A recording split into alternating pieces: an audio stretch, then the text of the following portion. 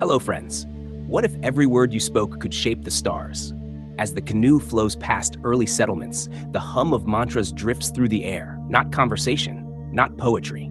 Incantation, words with rhythm, rules, and most importantly, power. In the Vedic world, language wasn't just for communication, it was for creation. Let's start with the mantra, a term that comes from manas, mind, and tra, tool or instrument.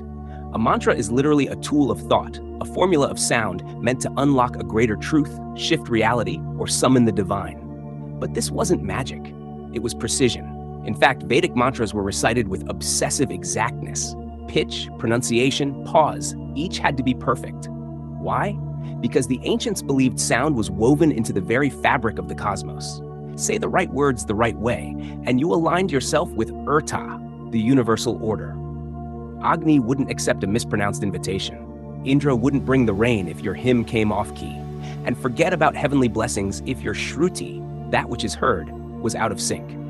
In short, no pressure, priests. But behind these chants was more than ritual. It was philosophy. The Brahmanas, prose commentaries written to explain the Vedic hymns, emerged during this time. They dive deep into the how and why of sacrifice. Why do we offer ghee before grain? Why must the fire be lit from the east? Why is silence required after certain verses? Some of the answers are practical, many are symbolic, and some utterly mystical. The Brahmanas suggest that behind every ritual lies hidden meaning, a cosmic metaphor waiting to be unpacked. One such idea, that speech itself, Vak, is divine. Not just a human tool, but a goddess. She is mother of the Vedas, the breath of the rishis, the secret behind every successful ritual. The word becomes sacred not because of what it says, but because of what it does. And here's the twist.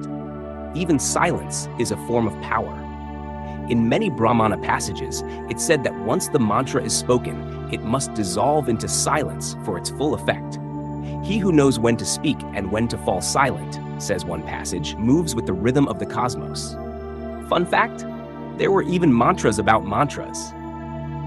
Yes, meta mantras. Hymns that reflected on the very act of chanting, on the nature of sound, memory, and transmission. The Vedic people weren't just ritualists, they were early linguistic philosophers. This deep reverence for language created a culture where oral transmission became sacred.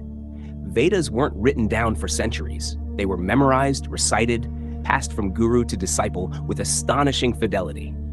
Imagine entire books preserved perfectly for 1,000 years by sound alone. But not all mantras were for gods or rituals. Some were for inner journeys. Some were for unlocking perception. Some were doorways, not just to heaven, but to the hidden self. And that, friends, brings us to something mysterious.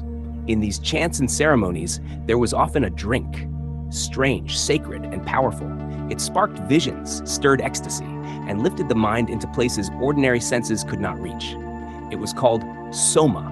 Next time, we follow this divine drink into the fire-lit nights of ritual, into the altered states of the mystics, and into the heart of the Vedic spiritual imagination. Coming up, Soma and the Mystical Quest, sacred drinks, altered states, and spiritual symbolism. Because sometimes, understanding the universe requires a sip of the unknown.